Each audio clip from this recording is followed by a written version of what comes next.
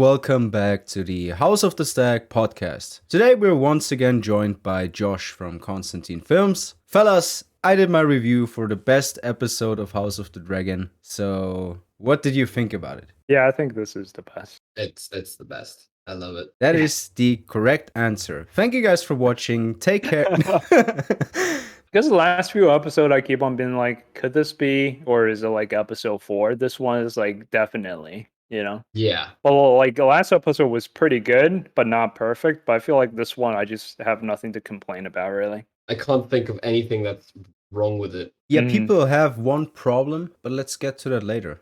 By the end, yeah. Yeah, we'll talk about that. It's always the end with House of the Dragon. It's always the last scene that sparks conversation. It's a funny thing. So let's talk about my favorite scene since I don't know how long. The entire throne room sequence. I just loved the way the music came in when Viserys was entering the throne room. Everything combined. It was just perfect. It was legitimately one of my favorite scenes in not only House of the Dragon, but like Game of Thrones and House of the Dragon combined. Just such tragedy. Him like almost collapsing in front of the throne. The crown falling off, and his brother who he had a very tragic relationship or a very difficult relationship with, helping him up the steps. And it's a dying man trying his best to right his wrongs. And I love that. That's so A Song of Ice and Fire. If Paddy isn't at least nominated for an Emmy, I will be so mad. Yeah. I mean, it is definite that Ryan Condal has watched Kingdom of Heaven. It's like not even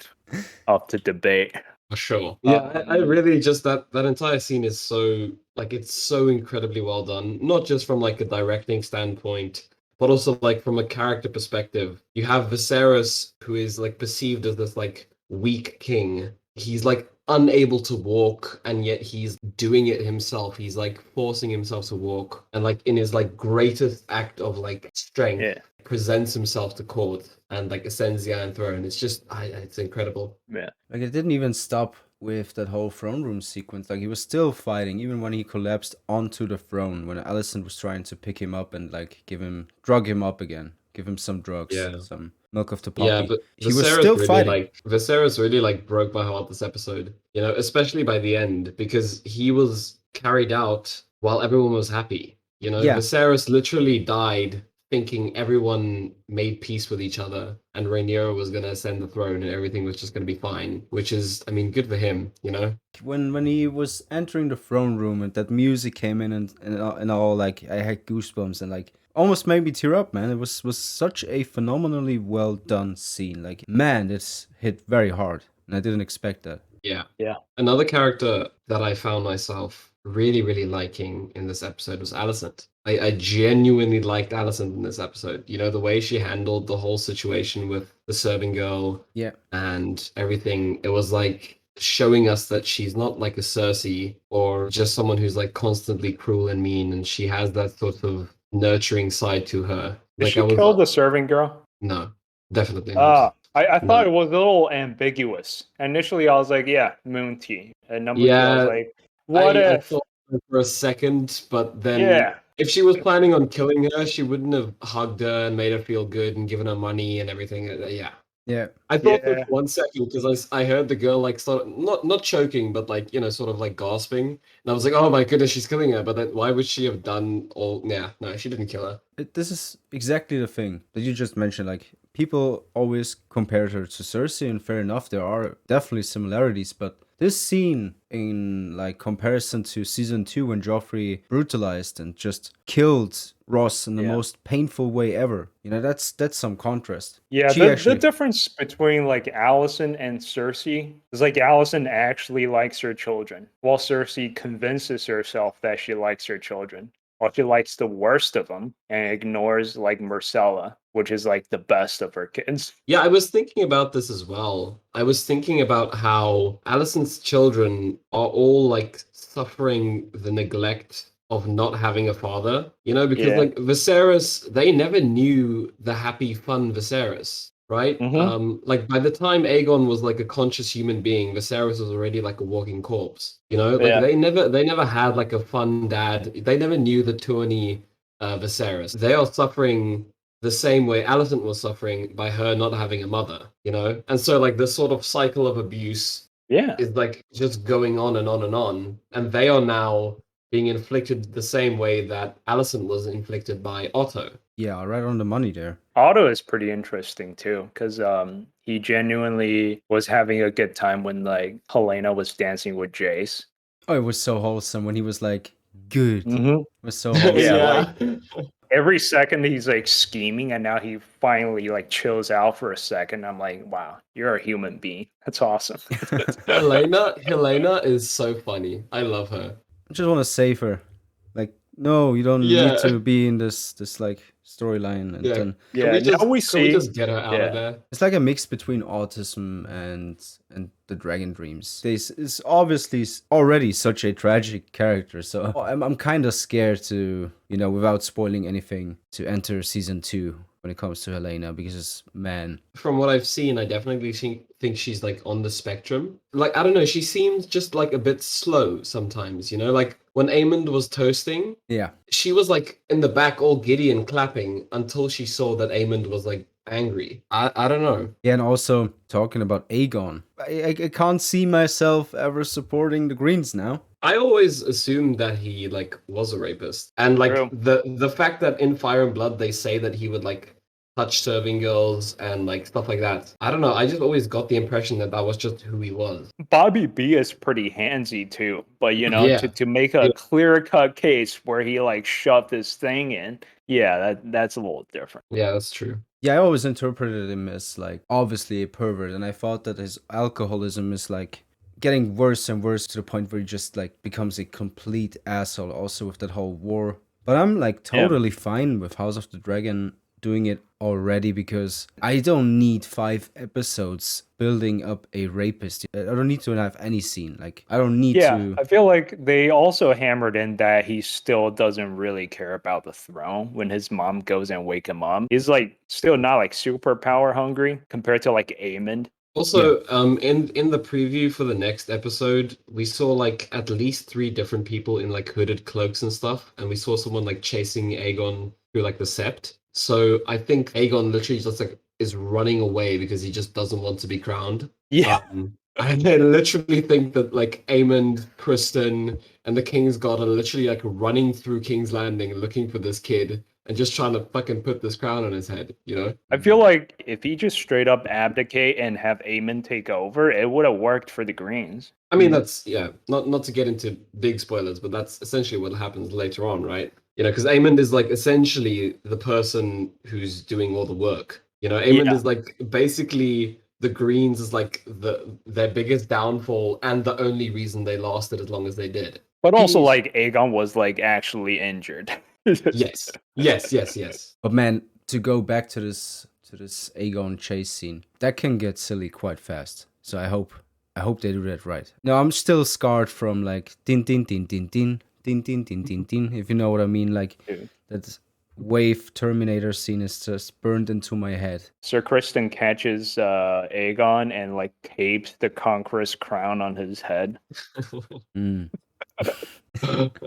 Just like tapes his legs to the Iron Throne. Here's like everyone comes and kneel. Just to like jump onto a different topic, the entire scene of everyone having supper, that was like my like highlight of the episode. I just think it was so phenomenally directed. All the looks and all the like, there's just so much going on. I've watched the scene in its entirety like probably 3 or 4 times now, and every time there's something new. Like, just look at the way that people are looking at each other without like being like obvious about it. Like you can really tell there's like a lot going on, and like the way it's shot is so clever. In that little montage when everyone is like laughing and eating and drinking, there's not a single shot of Aemond doing anything. He's not smiling, he's not drinking, he's not eating, he's just not on camera. He doesn't celebrate the festivities and stuff like that. I also think that some of those shots were B-roll. Like just something that they had, and when Daemon and Rhaenyra were laughing, it looked like some behind the scenes stuff. These people are shooting these scenes for months and months, and I think they generally get along very well, and that's how it translates to the scene. Speaking about Aemond, man, I can't lie. I laughed so hard when Chase, Yeah. when Luke so fucking cool, was He's looking so at him fucking and the cool. fucking pig was right in front of him. He's so fucking cool, bro.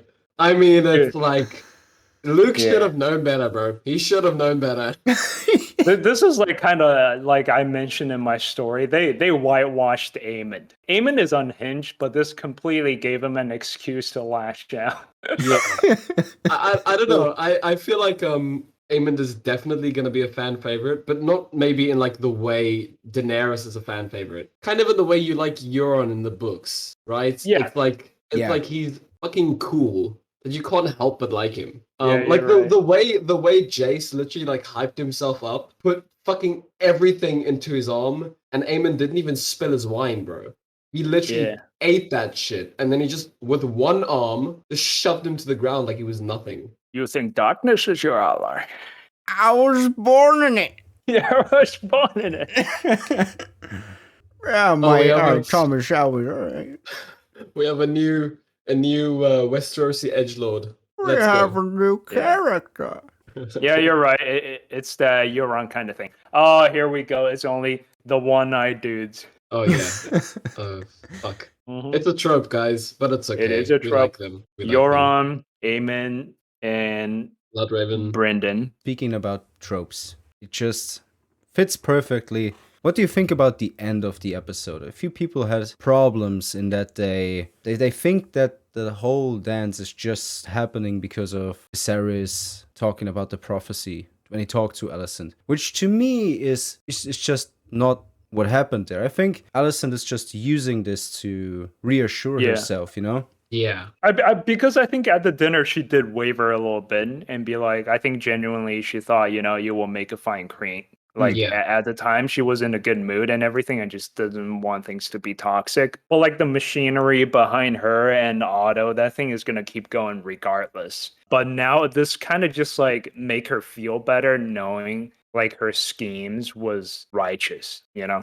Yeah, it's like a front. Like she is convincing herself that she is in the right when clearly she's not. And I mean, the kids were involved for years now. Like at least we, from like House of the Dragon canon, we know that those kids know at least for 6 years that they're plotting against the throne. So yeah. Also, another thing, this is extremely like symbolic, and like I don't know if you guys caught this, but the final shot. No, I'm lying. It's not the final shot, but the shot where we like focus on the cat's paw dagger. I looked at that dagger and I was like, okay, what is the point of showing this dagger right here, right now? Right? And I like in that moment, I realized that the cat's paw dagger is what obviously starts essentially kind of the War of the Five Kings, right? It's like the sort of at least for the show, it's like the sort of the inciting incident, or at least the object. And now this cat's paw dagger is the object which reveals the prophecy to Viserys.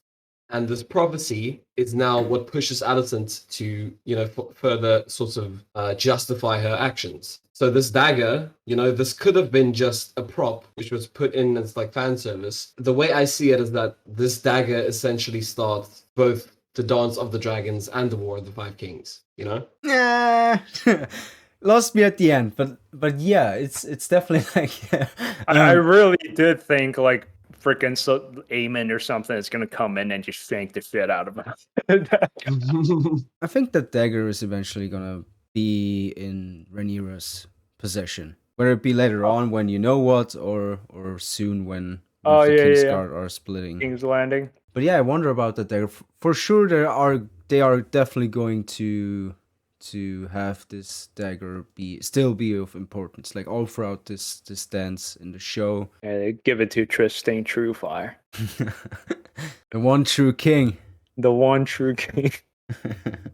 Also, Daemon and Aemond, after everything in the throne room, you saw the way Aemond looked at Daemon. He was like, bro, fuck yeah. And also, I feel like Aemond was looking at Daemon the whole episode. Yeah, I mean that's like his hero, right? Like I feel like Daemon is the father that Aemond never had. Aemond is the son that Daemon has always wanted.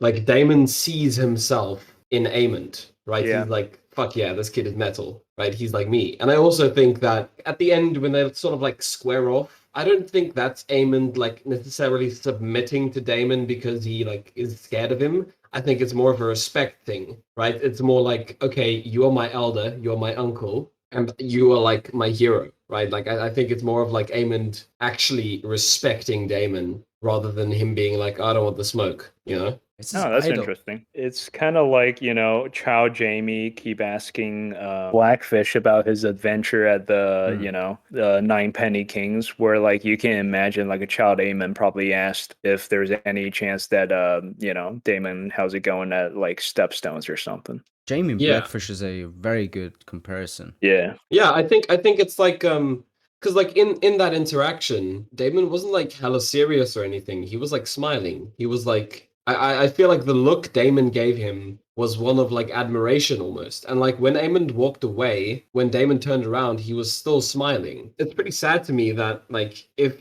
Alicent and further on Otto's sort of corruption of this family had never, taken place, that Aemond and Daemon would have been like best friends, bro. They would have been fucking going wherever they can and just killing people. They would be fucking the Stepstones up. So yeah, it's pretty sad to me, especially this rivalry going forward. Thinking about how it could have been. But it's a nice dynamic. It wouldn't have to become too hostile. There can still be like a sort of admiration between the two that is just like kept between them when they meet each other. And we know they're going to meet each other at a certain point. That whole conversation, it is not that hostile anyway. Nuncle. And like it's very, I like it. I like it a lot. Yeah. Not toxic at all. Just me running into Ninja at Tilted Towers.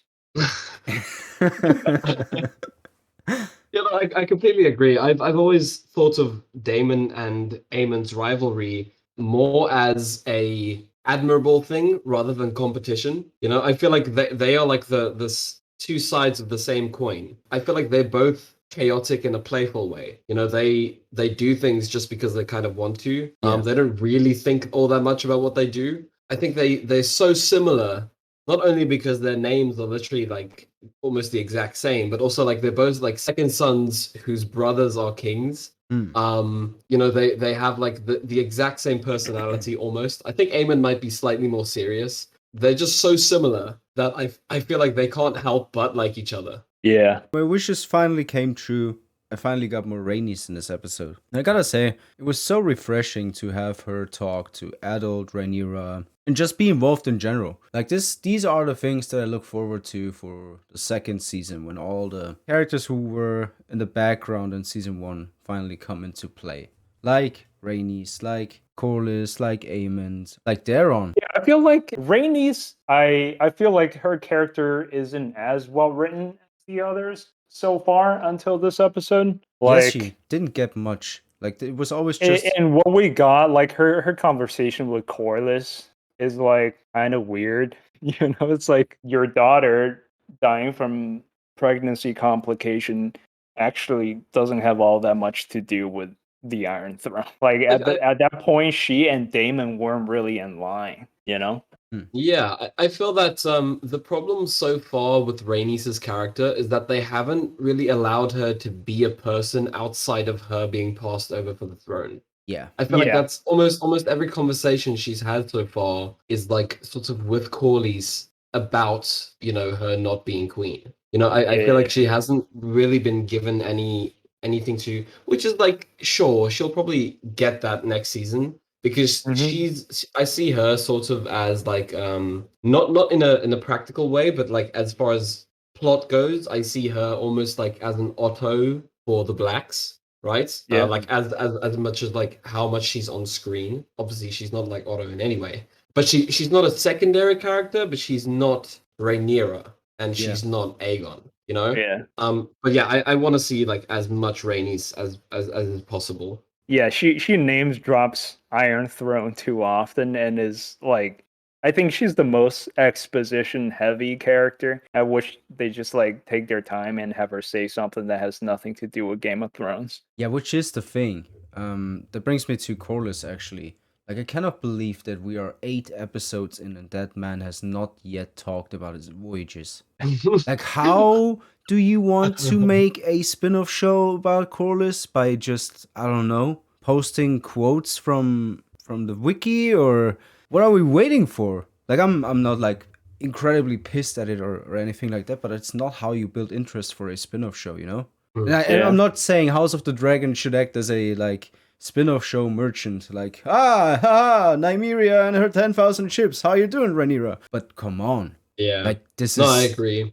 the opportunity. Like, you could have completely changed the pace for an episode. Like, midway through. Have him and Rhaenys sit by the fire, and then he talks about his voyages, and then suddenly, like, if you're really worried about action, which I think was a big worry for them, that they didn't have enough, you could have just had one episode and, like, I don't know, 8 minutes of an episode, and he talks about his voyages, and it transfers into, like, a voiceover, and you actually get to see a young Corlys doing something in, I don't know, wouldn't even have to be a Shy if that's too revealing, but Carve or anywhere, really. I'm really, really surprised that we didn't get anything. Yeah, I think the reason they're not doing that is because that prequel has been in development for like quite a while. I mean, it was like rumored like a few months after House of the Dragon was greenlit, right? I mean, it's like it's been there for a long time. So I think they've always been planning on doing it. So they don't need to build interest, but that's a really, really bad, like as far as business goes, at least, that's not really how you do that. I don't know, it's weird. I just want more Corlys for the fact of having more Corlys. Yeah, We haven't really seen him. I mean, talking about his voyages is Corlys. That is what we need from him, of course. But like, we haven't really seen him all that much. He was in like the first 3 episodes, like a bit, but like pretty much all he's had so far was like small council scenes, and a him battle. complaining.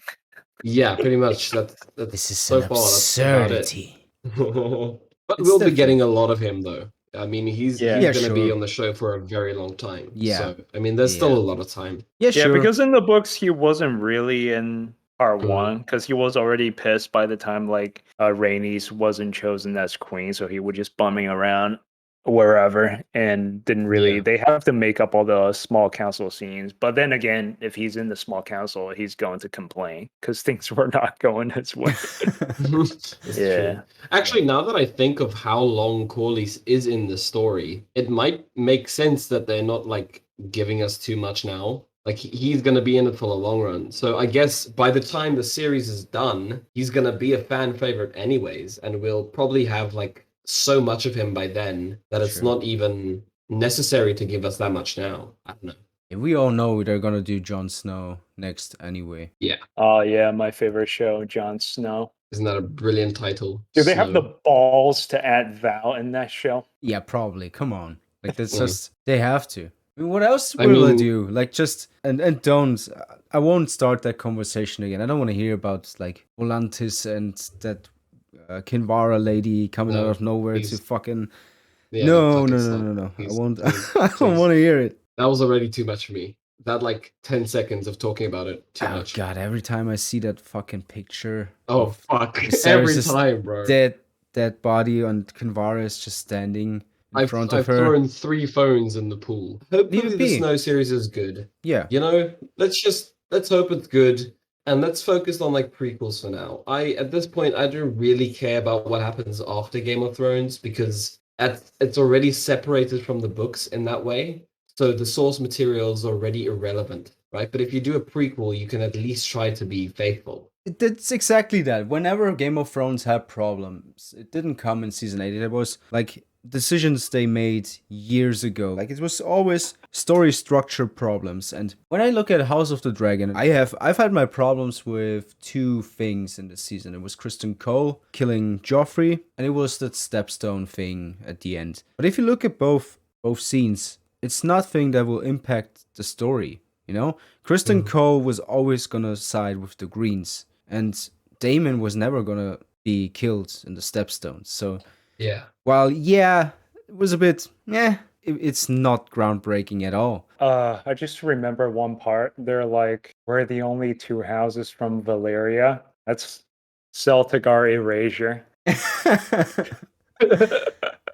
Do the Celticars at any point offer anything to anyone? Other than like Probably not. Stannis slightly, I Other than guess. Stannis. He's gonna offer his cock to the small folk. So Yeah, definitely no one really talks about the Celticars. They're just there. Artimos. Bartimos Celtic. I'm surprised you could either like name one. Well, it's Yeah. like Dick on Manwoody. You know, this is like such a hilariously Yeah, that's true. memorable name. Oh, you're Yeah, a it's a fan very of A Song of Ice and Fire? very- Name every House Celtigar member. I don't know if they're gonna include him in House of the Dragon. Rand Condal Probably is get confused with the crab feeder. Yeah. Too many crabs. It's strange because I remember in the one of the set photos that we got like last year, the leaked ones, there was a Celtigar shield with the crabs and stuff. So like they Really? are like there. Yeah, they can probably include it in the background, you know? Yeah. Maybe they can say, you know, Celtigar is like minor house, you know, Yeah. that serves blah Because blah blah blah. in the episode when I watched episode 3, I was looking for it. I was looking for the shield and I couldn't see it. So it never made the final cut, but it was there in the not behind the scenes, but in the set photo, which is very weird. Alright, we'll see if the man, the myth, the legend, Bartimos Celtigar is ever gonna join the fray.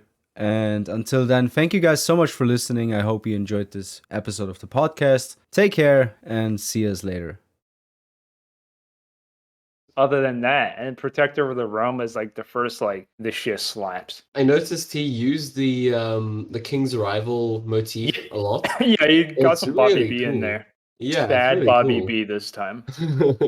I like Bobby that. B would make him that- depressed. They're like, oh, oh, oh, oh, oh. Like, I'm enjoying that. I'm actually gonna enjoyer. spit out my Other than have you heard anything else? Yeah.